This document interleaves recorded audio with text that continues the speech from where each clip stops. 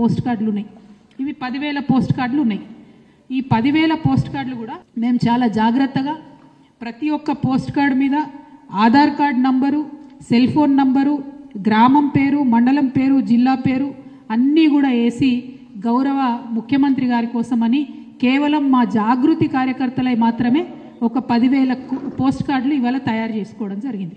ఇది గౌరవ ముఖ్యమంత్రి గారికి మేము ఇవ్వడం జరుగుతుంది. జాగృతి ఆధ్వర్యంలో కేవలం మా జాగృతి ఆడబిడ్డలో కార్యకర్తలై మాత్రమే 10,000 పోస్ట్ కార్డులు ఇవాళ సేకరించి మీకు ఇక్కడ చూపిస్తూ ఉన్నాం. ఎందుకోసం చూపిస్తున్నామంటే మీరు మార్చి 8 నాడు 2,500 ఇస్తున్నామని ప్రకటించకపోతే ఈ 10,000 ఆడబిడ్డలం తెలంగాణలో ఉన్న 10,000 గ్రామాలకు పోతాం. వేలాదిగా లక్షలాదిగా ఇట్లాంటి పోస్ట్ కార్డులే తయారు చేసుకొని మీ సోనియా గాంధీ గారికి 10 జనపథ్కి మేము పంపుతామని ఈ సందర్భంగా ప్రభుత్వానికి మేము హెచ్చరిక చేస్తూ ఉన్నాం. మీకు ఇప్పుడు ఇస్తున్నాం ముఖ్యమంత్రి గారికి. మీరు ముఖ్యమంత్రి అంటే రాష్ట్రానికి ఒక అన్నలాగా, ఒక తండ్రిలాగా ఆడబిడ్డల్ని కడుపులో పెట్టి చూసుకోవాల్సినటువంటి పొజిషన్లో మీరు ఉన్నారు.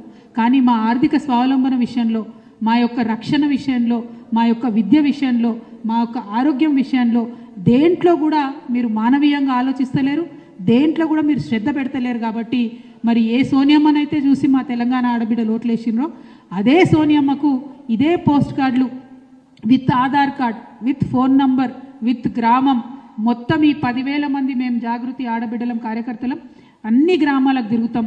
లక్షలాదిగా సోనియా గాంధీ గారికి 10 జనపథ్కి మరి కార్డులు పంచుతామని కూడా ప్రభుత్వానికి హెచ్చరిక చేస్తూ ఉన్నాము. ఆడబిడ్డల పట్ల మీరు అలక్ష్యం వహించకండి. మీరు అన్ని స్కీమ్లు రివ్యూలు చేస్తున్నారు, అన్ని చేస్తున్నారు. ఆడబిడ్డల కోసం మాట్లాడటోళ్ళు ఎవరు లేరు అనుకుంటున్నారేమో, మీరు ఆలోచన చేయాలి.